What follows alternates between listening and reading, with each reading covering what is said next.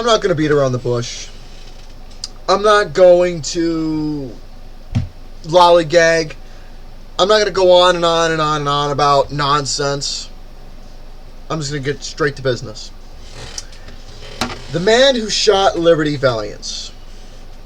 The title speaks for itself. Together for the first time ever, James Stewart and John Wayne in a picture. You got one of the most sympathetic baby faces you will ever see in any film, with one of the biggest badasses, if not the greatest cowboy to ever hit the Western pictures, the Duke himself, John Wayne. The Man Who Shot Liberty Valance. The thing is that this story alone, Rance Stoddard, Senator Rance Stoddard, they're attending the funeral of Tom Doniphan. Probably got the name wrong, but still. He basically is telling the story of who he was, and also the story of how he shot Liberty Valance. If you don't know who Liberty Valance was, he was the biggest bully in the entire West. People were afraid of him. The town did not like him at all, but they had no choice by force but to respect him because of how much of a criminal he is, but how much authority, power.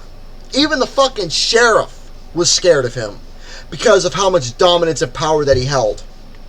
Yeah, he's committed a lot of crimes. Battery, assault, theft, murder. Liberty Valance has done it all. But Jesus Christ, what a villain he was. Absolute incredible fucking villain Liberty Valance ended up to be. And the thing is that it's not just the story itself. I mean, I love Lee Marvin. The guy is incredible. He knows how to play a good guy and he knows how to play a bad guy. But when he plays the bad guy, he's got that monotone in his voice. He's got that seriousness. And he's got that intimidating factor that you believe and you want to see the good guy beat the bad guy. It's got that simplicity of what you want to see in a movie. You want to root for the good guy. You want to boo for the bad guy. That's the exciting factor about seeing it simple storytelling. Now the thing is that who were these characters? Who was Rance Stoddard? And who was Tom Doniphan? Well, just to put it out there about James Stewart and John Wayne, you don't need this overall casting of makeup. You don't need overall fucking costumes. You don't need that excessive nonsense in order to give a performance. You want to know what you need? All you need is an actor who's got a look, who's got talent, who's got charisma, who's got personality, who's got sympathy that you can buy in and believe, and a badass appeal. That's something that's lacking in a lot of movies, in my eyes, is that there's not that particular standout in said actor or actress that where you can make him say, you know what, I respect this individual. And I'll give you a big example. John Wayne, it's his voice, it's his presentation, it's how he presents himself. It's that humor that he has. It's that badass appeal. Everything that you love about John Wayne in a Western film, or just any film in general, you just know that it's him and you know exactly what character that he is going to play. It may be different, but you know from his mannerisms, personality, of who he is and how he's going to be portrayed in said film. Fantastic brilliancy. Same thing with James Stewart. I've always loved him in almost any film that you can think of. The guy is just, he's one of my favorite actors ever. He's played in Mr. Smith Goes to Washington. He's played in The Philadelphia Story. He did, if not the greatest Christmas movie ever made, It's a Wonderful Life. He did Rear Window. He did Anatomy of Murder. He did The Man Who Knew Too Much. He did this one. The thing I love about James Stewart is that he knows how to make himself look broken down. He knows how to make himself look like he has given up. He's lost all hope. I mean, the suit that he wears, his shirt's all unbuttoned, his tie's all messed up, his hair is all ruffled. But he knows how to make you feel sympathetic for him because he's got that look in his eyes. He knows how to get all emotional. He knows how to break down when you want to root for him to get better in said performance that he's given. You want to root for him.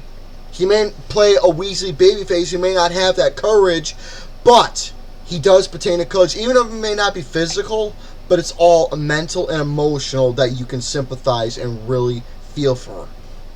In this movie, Rance Stoddard, he was not a physical person. But here's the thing though, in any movie, if there is a particular character who is not that type of guy who is physical and it's all talking, emotional, sometimes talking doesn't necessarily work. When a bully is pushing you to that breaking point to where you have to fight fire with fire, sometimes violence is going to have to equal violence. And in this movie, this is that perfect explanation where the sympathetic babyface who ends up getting picked on for so long, pushed in a corner to where his wife is getting messed with, his friends are getting fucked around with, the whole town who have nothing to do with this, who are innocent as can be. He has no choice but to defend himself. Sure, Liberty Valance was bullying Rance Stoddard to the very end. Tom Donovan, he did not put up with the bullshit because he knew how to handle Liberty Valance. He knew his weaknesses. He knew how to handle them. And when Liberty Valance was trying to be the big guy, once someone who was, if not the old saying, pick on somebody your own size, which literally played, he was all chicken shit. Storytelling at its fucking finest. And the thing is that, sure, Rance Stoddard, he may have been the guy who shot Liberty Valance, but here's the thing, that wasn't the case. It was later explained in the movie exactly who shot Liberty Valance. However, though, it was the courage that Rance Stoddard had that he finally grew the balls to fight off against because he was pushed too far.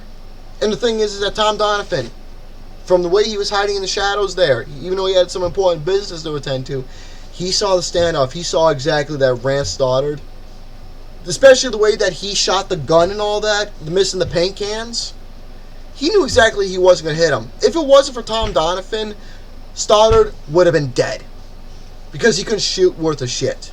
However, though, even though Tom Donovan was the guy, he gave Rance Stoddard the support that he needed in order not only to win in the political field, but also the respect of the village as well.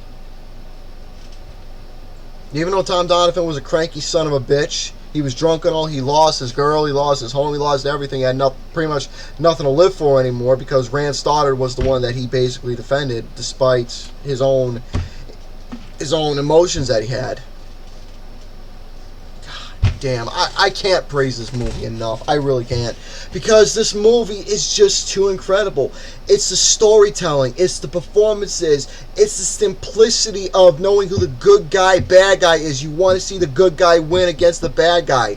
The bad guy that you see who's got extreme heat that you want to see get his ass kicked. You got the badass figure. You got the sympathetic figure. You got the romance. You got the little levity of comedy on the side. This movie's just got it all. Fantastic camera work. I love westerns. I love westerns. I love this movie. I love John Wayne. I love James Stewart. Incredible performances. And the fact that these two worked so well together, it feels like that they've known each other for such a long time, despite that this was the first time these two have ever worked in a movie together. It worked so well. And I loved it. It was basically one of those dream performances that you wouldn't expect that you think would work during that time, but in the end actually did. The Man Who Shot Liberty Valance, I can't praise it enough. I gave it a simple 5 out of 5. There was no denying about it. These are types of movies that should be going on right now. Western, like this. Performances that you grow lots of love for. The characters. Not just the study, but the performances, the personality and mannerisms. Simple storytelling. The good guy, bad guy. Simple, yet effective. Less is more.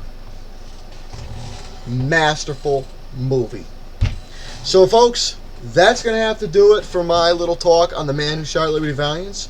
Let me know down below your thoughts in the comments section about this movie if you've seen it. And with that being said,